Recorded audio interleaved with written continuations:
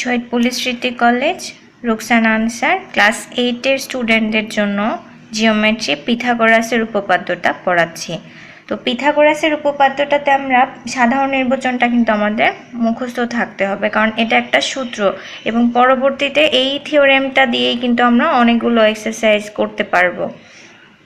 তো এটাতে বলা হয়ে, তাহলে এটা যদি আমাদের সাপোজ একটা সমকোণী ত্রিভুজ হয় এই সাধারণ নির্বাচন অনুযায়ী, তাহলে এই সমকোণের বিপরীত বাহুকে আমরা অতিভুজ বলি।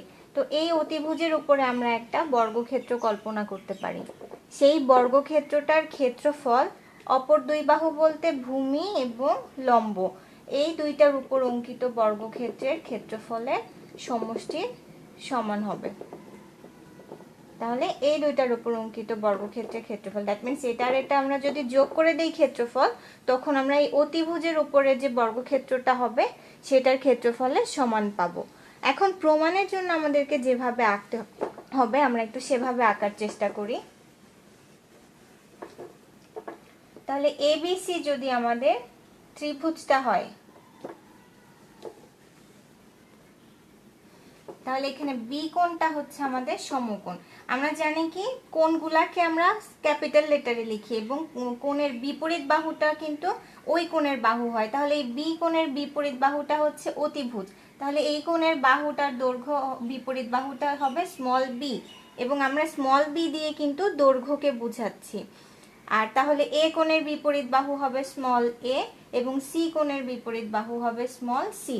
তো আমাদের প্রথম কাজ যেটা, এই বিসি কে আমরা এমন ভাবে বর্ধিত করব ডি পর্যন্ত যেন এই এবি বাহুটা, দ্যাট মিনস আমরা এই ত্রিভুজটা এখন যেভাবে আছে জাস্ট বাম দিকে রোটেট করে আমরা এখানে এসে বসাবো। তাহলে এই এবি সমান করে আমাদের সিডি নিতে হচ্ছে।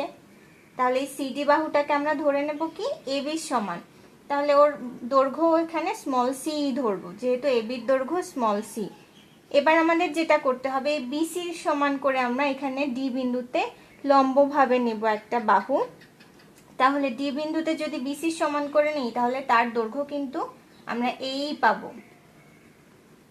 তাহলে আমরা সি ডিই বাহু নিলাম বিসির সমান করে, তাহলে বিসির দৈর্ঘ্য এ হলে এই ডিই এর দৈর্ঘ্যও কিন্তু এ হবে। এখন আমাদের যেটা বাকি থাকে সেটা হচ্ছে আমাদের এই সিই যোগ করে দিলে আমরা সিডিই ত্রিভুজটা পাবো। তাহলে আমরা এটাকে যোগ করে দিই, যোগ করে দিলাম। আমরা সিই যে বাহুটা পাচ্ছি এটা অবশ্যই কি এই এসি বাহু বা স্মল বি বাহুরই সমান হবে, কেননা আমরা জানি কি যে কোনো ত্রিভুজের দুইটা বাহু পরস্পর সমান হলে তৃতীয় বাহুটা অবশ্যই কি সমান হবে, যেটা ত্রিভুজের সর্বসমতা পরীক্ষিত করে। তো আমরা যেহেতু এবিসি সমান করেই সিডিই ত্রিভুজটাকে নিচ্ছি, জাস্ট একটু রোটেট করে নেওয়া হচ্ছে, কিন্তু ত্রিভুজ এ দুইটাই সমান। তাহলে আমরা বাহুগুলোর জন্য তাদের দৈর্ঘ্যগুলোও কিন্তু সমান নিলাম। এখন আমাদের আর একটা কাজ কি, এই কে আমরা যোগ করে দেব।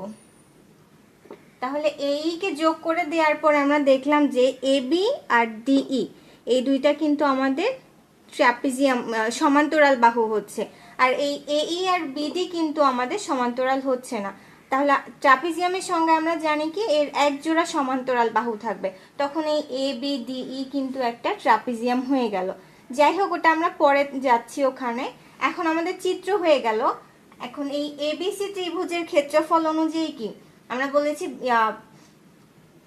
অতিভুজের উপর অঙ্কিত বর্গক্ষেত্রের ক্ষেত্রফল। তাহলে বর্গক্ষেত্রের ক্ষেত্রফল মানে কি, এই এসি বাহুটা যেহেতু আমাদের অতিভুজ, তাহলে আমাদের প্রমাণ করতে হবে এসির উপরে অঙ্কিত বর্গক্ষেত্রের ক্ষেত্রফল, that means AC square equal অপর দুই বাহু। তাহলে একটাকে আমরা ধরছি কি এবি, লম্ব স্কয়ার, লম্ব হচ্ছে এবি, এবির উপরে বর্গক্ষেত্র আঁকলে এবি স্কয়ার তার ক্ষেত্রফল হবে, যোগ আর ভূমি হচ্ছে বিসি, তাহলে বিসির উপরে বর্গক্ষেত্র আঁকলে বিসি স্কয়ার তার ক্ষেত্রফল হবে। এখন এসির দৈর্ঘ্য আমরা ধরে নিয়েছিলাম স্মল বি, তাহলে স্মল বি স্কয়ার ইকুয়াল এবির দৈর্ঘ্য ধরে নিয়েছিলাম স্মল সি স্কয়ার প্লাস বিসির দৈর্ঘ্য আমরা ধরে নিয়েছিলাম small A, that means small A square. এই দুইটাই হচ্ছে আমাদের প্রমাণে আনতে হবে। তাহলে এখন আমরা প্রমাণে চলে যাব। আমাদের বিশেষ নির্বাচন বলে ফেলেছি, অঙ্কনও বলে ফেলেছি, তোমাদেরকে এখন আমি জাস্ট প্রমাণটা দেখাবো। তাহলে আমাদের ত্রিভুজ হচ্ছে এইটা এবং এটা। তাহলে এবিসি সিডিই এই দুইটা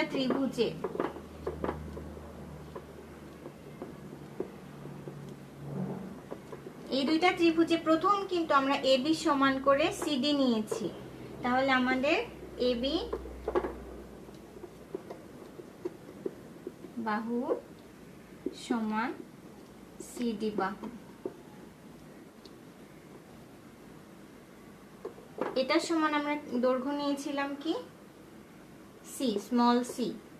আবার বিসি সমান ডিই, তাহলে বিসি বাহু সমান ডিই বাহু। এটা কার সমান ছিল? স্মল এ।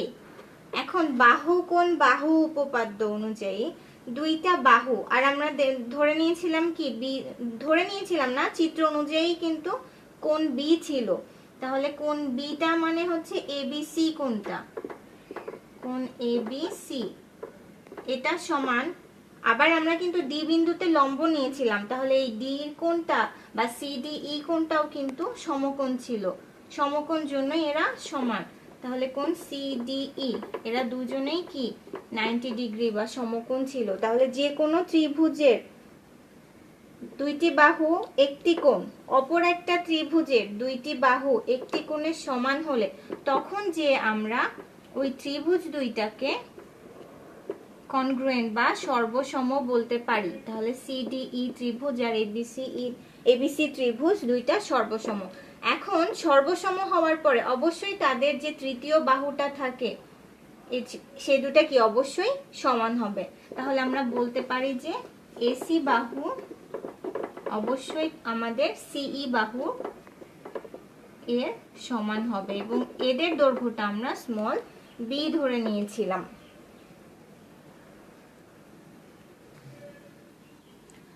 এখন যেহেতু ত্রিভুজ আমাদের সর্বসম আমরা এখানে পেয়েছি, তাহলে আরেকটা কোণকেও আমরা সমান বলে নিতে পারলাম।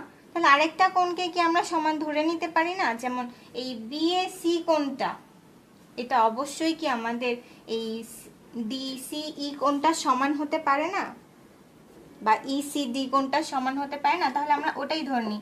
তাহলে সুতরাং দিয়ে আমরা কোণ বিএসি ইকুয়াল কোণ ইসি ডি লিখতে পারি, বা এটাকে আমরা 1 নম্বর সমীকরণ দিয়েও রেখে দিতে পারি, বা সমীকরণ না দিলেও হবে। এখানে বিএসি কোণটা ইসিডি কোণের সমান বলতে পারছি, কারণ এই ত্রিভুজটাকেই কিন্তু এবিসি ত্রিভুজটাকে আমরা রোটেট করে যখন সিডিই নিয়েছি, কোণ কিন্তু এটা সি এর সমানই আছে, বি কোণটা ডি এর সমান, তাহলে এ কোণটা ই এর সমান। এটা আমরা চোখের আন্দাজে কিন্তু চিত্র দেখে বলতে পারছি।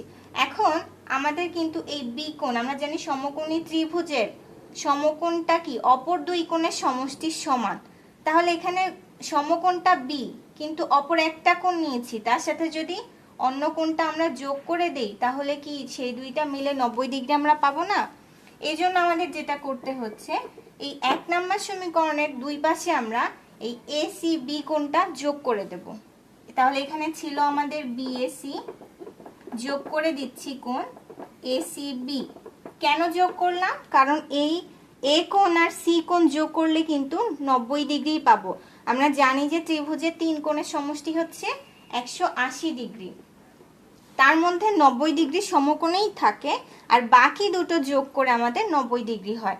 তাহলে এখানে আমাদের একটা বিএসি ছিল, তার সাথে সমকোণ ছাড়া অপর কোণটা যোগ করে দিলে কিন্তু তাদের সমষ্টি আমরা 90 ডিগ্রি পাই। দ্যাট মিনস এখানে আমাদের কোণ এবিসি হবে, আর ইসিডি এর সাথেও কিন্তু আমাদের তাহলে এসিবি যোগ করতে হবে, কারণ সমীকরণের দুই পাশে আমাদের একই জিনিস যোগ করতে হয়। এসিবি যোগ করলাম। এখন আমাদের যেটা দেখতে হচ্ছে এই পাশে, সেটা হচ্ছে আমাদের এই সি কোণ আর এই সি কোণ, একটা হচ্ছে ইসিডি আর একটা হচ্ছে এসিবি, এই দুইটা যোগ করলাম। এখানে আমরা যেটা দেখতে পাচ্ছি, একটা সরল রেখার উপরে পুরো কোণটা কিন্তু আমাদের 180 ডিগ্রি বা এক সরল কোণ হয়।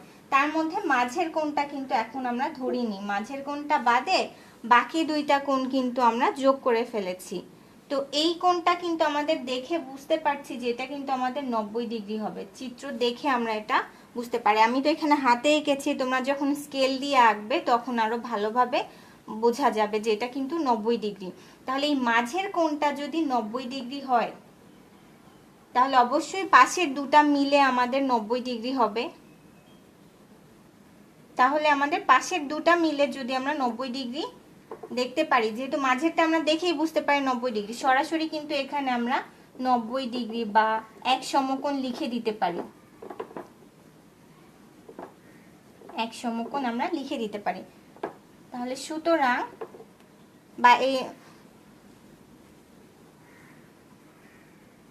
তাহলে এই 90 ডিগ্রি বা এক সমকোণ লিখে দিতে পারি। কিন্তু এখন আমাদের কিন্তু এই ACE কোণটাকেই দরকার। তাহলে ওই 90 ডিগ্রি বা এক সমকোণের জায়গায় আমরা সরাসরি ওদের ACE কোণটা লিখে দিই, কারণ আমাদের এটা নিয়ে কাজ করতে হবে।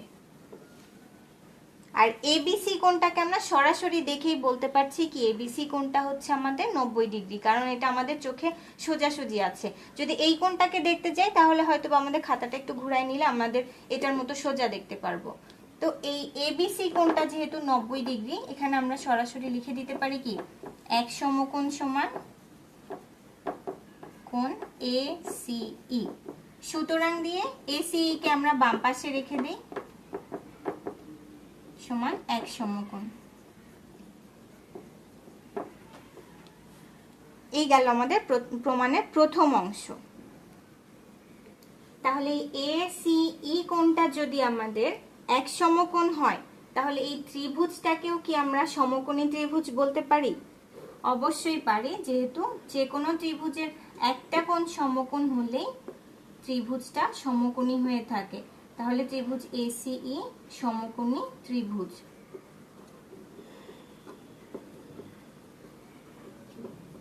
সমকোণী ত্রিভুজ, এটা গেল আমাদের প্রমাণের একটা অংশ, যে আমরা ACE কে সমকোণী ত্রিভুজ প্রমাণ করে ফেললাম। এখন আমরা যেটা দেখতে পাচ্ছি যে AB বাহুটা আমাদের এই ভূমি BDর উপরে লম্ব, আবার এই DE বাহুটাও ভূমি BDর উপরেই লম্ব। তাহলে দুইটা AB এবং এই DE দুইটা লম্ব বাহু কিন্তু পরস্পরের সমান্তরাল হলো, কারণ তারা একই ভূমির উপরে পরস্পরের সাথে লম্ব। তাহলে সমান্তরাল হলো, কিন্তু BDর সাথে এই কিন্তু সমান্তরাল না।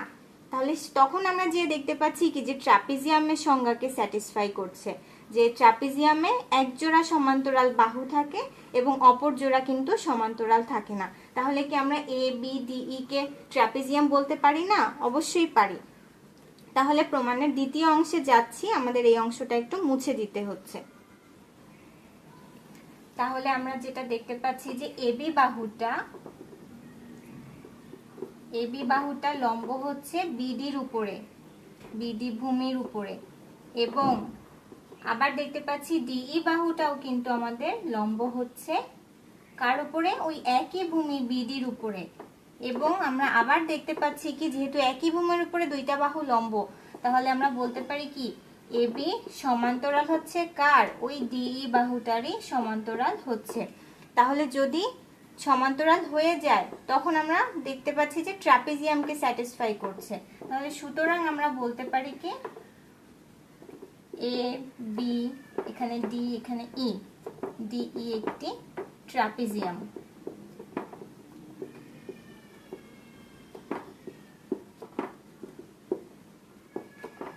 এখন আমরা ট্রাপিজিয়ামের সূত্র দিয়ে এই পিথাগোরাসকে প্রুফ করার চেষ্টা করব। তাহলে ট্রাপিজিয়ামের সূত্রে আমাদের কি ছিল? এই ABCD ট্রাপিজিয়ামের ক্ষেত্রফল। তাহলে আমরা ট্রাপিজিয়াম ক্ষেত্র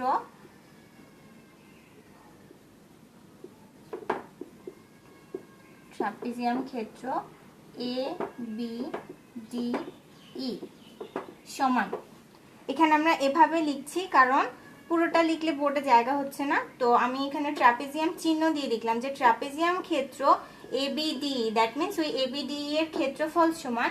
এখানে কিন্তু এই ট্রাপিজিয়ামের মধ্যে আমরা খেয়াল করি তিনটা ত্রিভুজ পাচ্ছি, একটা ABC আর একটা CDE, আবার আমরা পরে যেটা সমকোণী প্রমাণ করলাম যে ACE।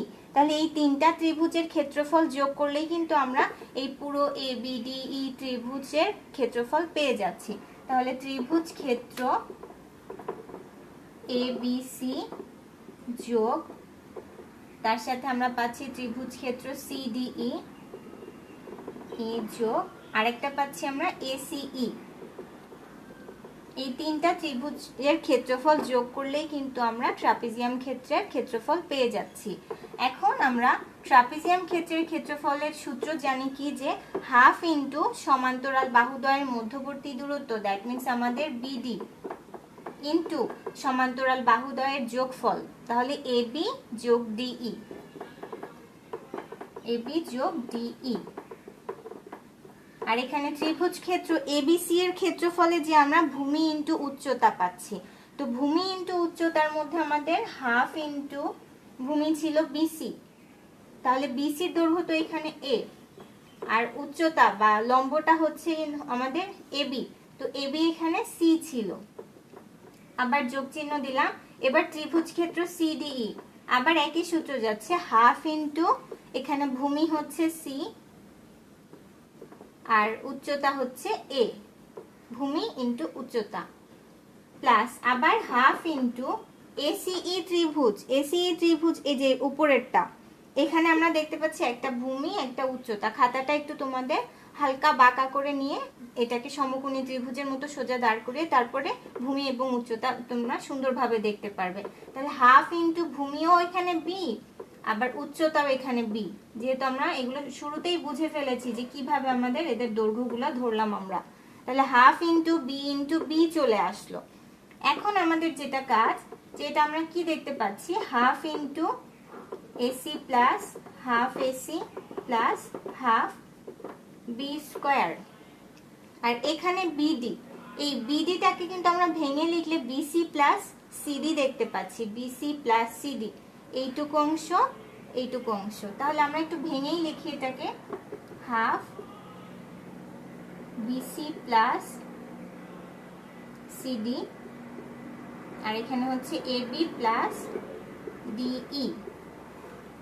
এখন BC কে আমরা কি লিখতে পারি, স্মল a, হাফ ইন্টু এখানে স্মল a ইন্টু CD কে লিখতে পারি স্মল c,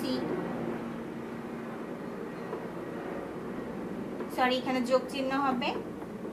আবার AB কে লিখতে পারি স্মল AB সমান আমাদের স্মল c ছিল, যোগ আবার DE কোথায়, DE এখানে আমাদের DE সমান স্মল a, তো C প্লাস a মানেই হচ্ছে a প্লাস c। পরবর্তী লাইনে যে আমরা যেটা করব, এখানে half into a plus c whole square লিখে দিতে পারবো।